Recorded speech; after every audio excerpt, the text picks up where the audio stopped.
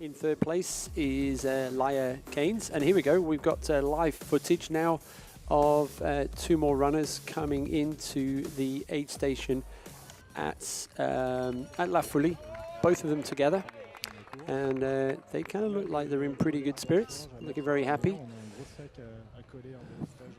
So yeah, so this is runners number 6 and 7 into La Fouly.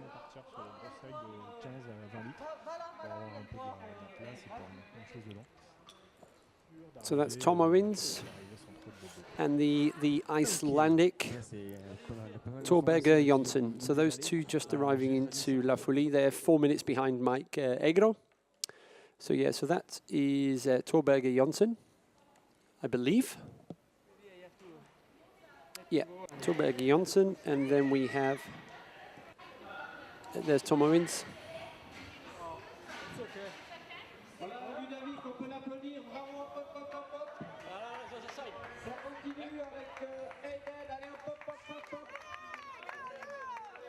And there they go, in and out, no messing about here today for these guys.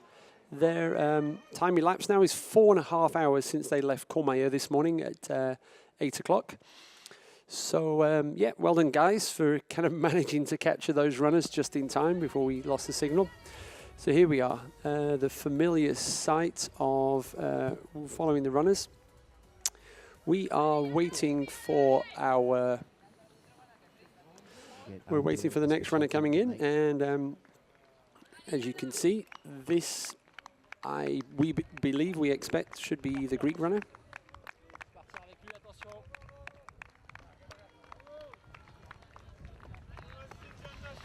No, I think that's might well be.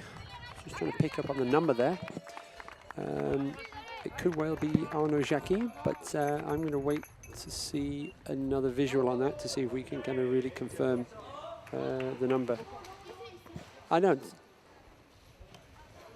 Oh, that's confusing because Rashid, according to our screen, our computer screen, has already gone through, and he went through 13 minutes ago.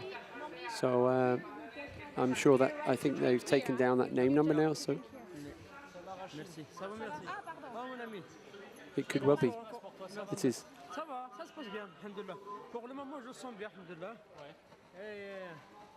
C'est la moitié. Yep, 3014. So that's Rashid. Rashid is 3 minutes down on our leaders. And bear in mind, all of them are ahead of the existing course record. All right, you're seeing the leaders fuel up themselves here at this aid station. No support crew allowed here. They're in and out just by working with the other aid station volunteers. And here he is back out on the trail, headed down the valley to Champé-Lac. So, and there we go, as if by magic. There is Maite. Yes. And Well, off she goes. Almost didn't stop. No. We didn't see much there, but No. she looks also pretty relaxed. Yep. She's just trying to keep that gap to Claire going. So Yeah, that seemed clear Claire. on the right side. Yes, That's yeah. very visibly a North Face jersey. She really loves the sport, enjoys the mountains a lot, so it's great to see her keeping that up, even when she's racing. No, and what's always great, especially for all female athletes, but specifically the ones at the front, is the crowds really give a big cheer to that. So yeah.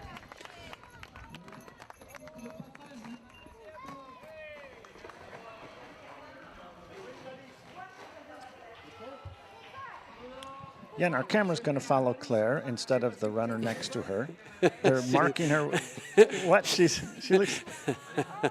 I don't believe the gentleman is able to communicate in English, so Claire had that look. We're putting you on a tracker here. And you've all just, the top women get a tracker. That's the way it goes. You've just added some weight to my backpack. What did he just say? It's an honor to be carrying that device.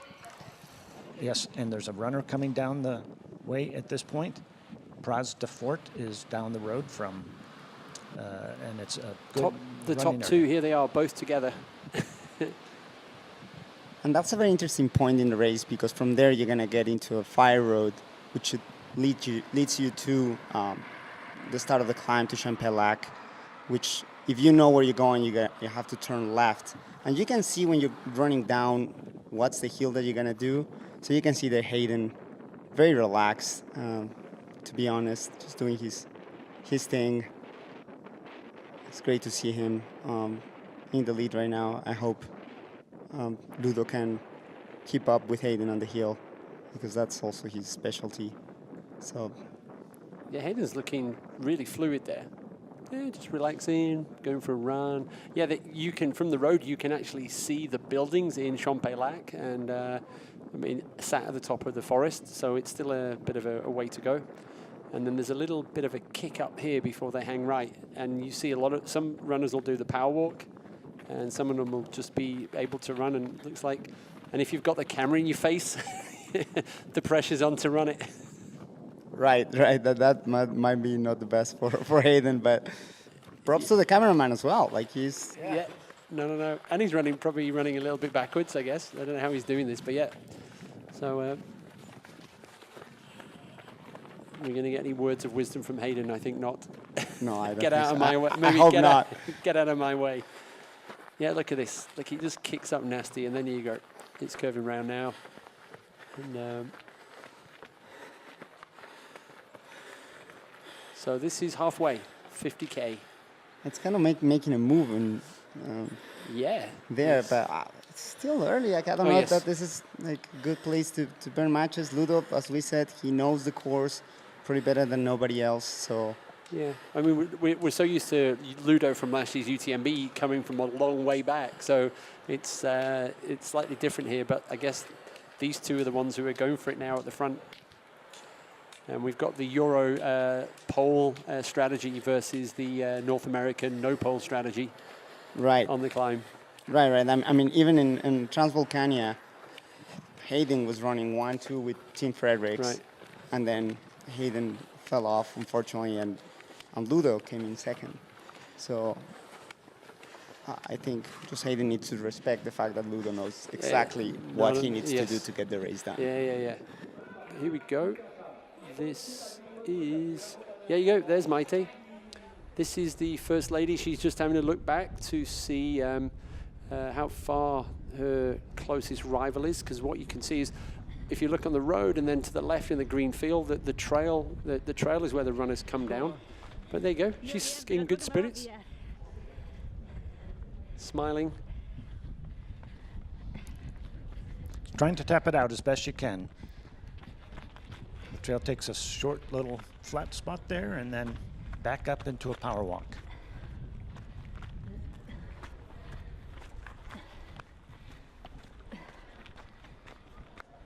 No sticks for Maite, but she's the power crouch, arms on the thighs. Away you go. This is kind of a little sneaky, punchy section of climb. And then here we go. It kind of shallows out a little bit there as it curves around to the right.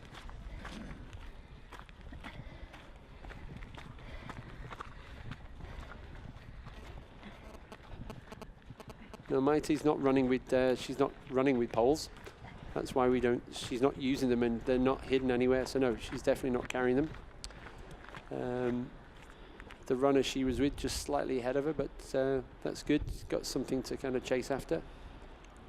And we are going to be interested to see. So I'm going to guess it was at La Praz. So at La Praz, I think Claire Gallagher has actually closed the gap to 2 minutes. And is that Claire? I mean, that's a tremendous bit of running from La Fouly down the valley to Champex to La Praz, if that's the case. But it's hard to see. I think that's not a 2 minute gap, but it could be. Oh boy, that Claire Gallagher's just definitely put her foot down on that last section. It's incredibly runnable. Switzerland? I don't know what people speak. Yeah. Yay! Good. We made it to Switzerland! Good luck. Good luck. So, wow. So that gap has gone down from 4 minutes, I think it was in La Fouly, to 2 minutes.